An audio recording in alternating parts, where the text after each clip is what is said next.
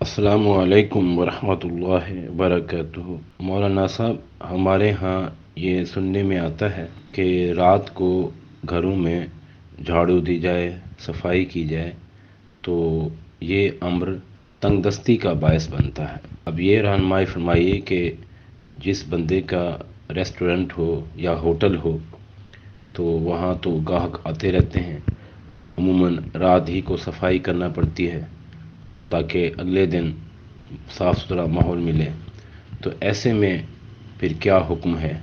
تو کیا اس طرح رات کو صفائی کرنا تنگ دستی کا باعث ہو سکتا ہے؟ وعلیکم السلام ورحمۃ اللہ وبرکاتہ۔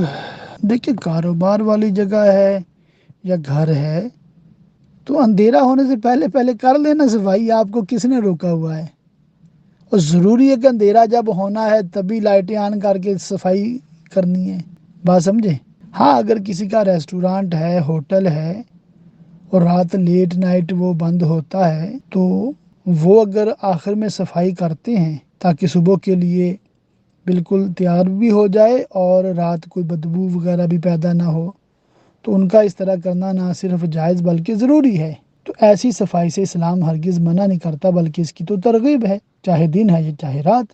باقی جو عام حالات ہیں گھر میں، جو مطلب صفائی کے معاملات ہیں، وہ دن میں کر لیے جائیں، رات کو نہ کیے جائیں۔